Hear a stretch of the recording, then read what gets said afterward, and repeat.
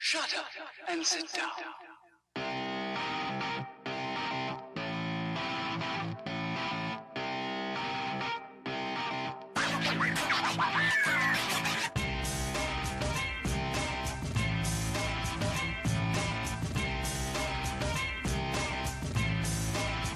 Welcome to In My Arrogant Opinion. This is a video playlist from West Harris where our ideas, thoughts, reviews, and unsolicited opinions about daytime soaps and other shows are shared.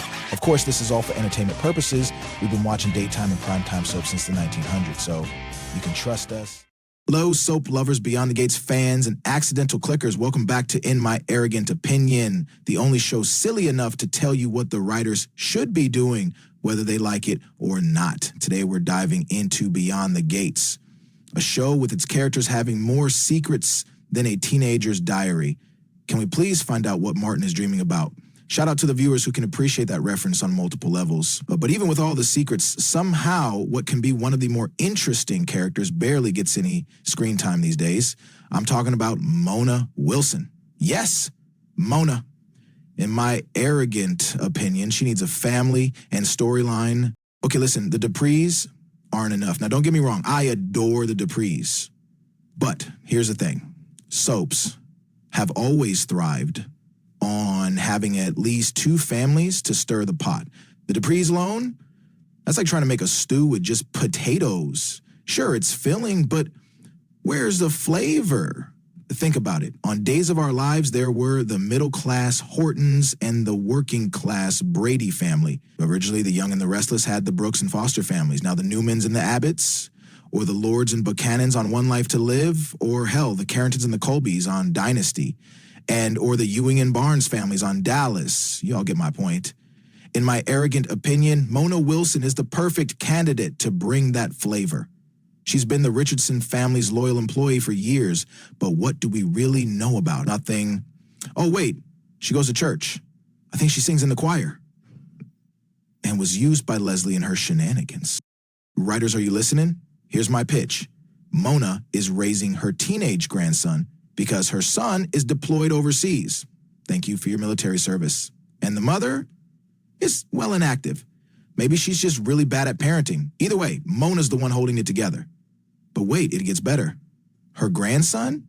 He's the main culprit behind Tyrell being bullied at school. Yes, Tyrell, the sweet kid with two dads who's been the target of some serious high school nastiness. Now, that is a storyline begging to be explored on camera. In my arrogant opinion, this isn't just about bullying. It's about family dynamics, class, and identity. Why is Mona's grandson bullying Tyrell? Is it jealousy over a girl? Is it prejudice against Tyrell's two dads? Or is it the classic, I'm from a working class family and my grandma has to work for that rich kid's family tension? The writers could go in so many directions with this, and I'm here for all of them. Now let's get real for a second. One of the biggest soap sins is off-camera drama. Remember Amanda Sinclair on The Young and the Restless? So much of her family's action happened off-screen, and in my arrogant opinion, it was a snooze fest. We didn't feel the drama because we never saw it. Same with Connor and his health crises. The scenes that worked were the ones where we saw the psychiatrist working with him and his parents, Adam and Chelsea. The emotional weight was there because it was on camera. We could see the pain, the frustration, the love. When it's all talked about in passing, it's like hearing about a car crash secondhand. You don't get the impact. So if Mona's grandson is bullying Tyrell, show the fights, the confrontations, the heartbreak. Let us see Mona struggle with raising a troubled teen while working for the family of the boy he's tormenting. That's soap gold, people.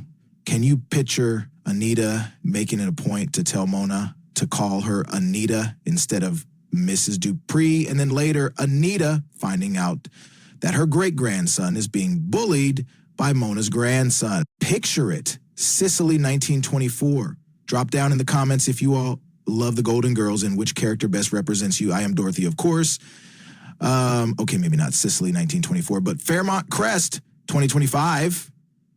Anita, she goes to Nicole about it, and Mona walks in on Anita telling Nicole maybe she should reduce Mona's hours so she can spend more time with her obviously troubled grandson. Imagine if Mona says with much attitude, with all due respect, Miss Dupree, my work schedule's not your concern.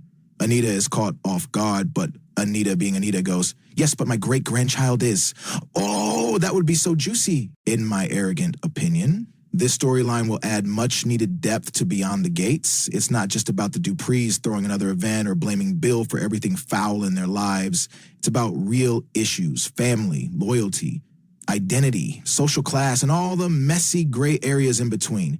Giving Mona and this grandson I just made up for her a bigger role would shake things up in a fresh, compelling way. Let's see those family dramas unfold on screen, not whispered about in the background. Because if we want to care, really care, we need to see it, feel it, and live it with the characters.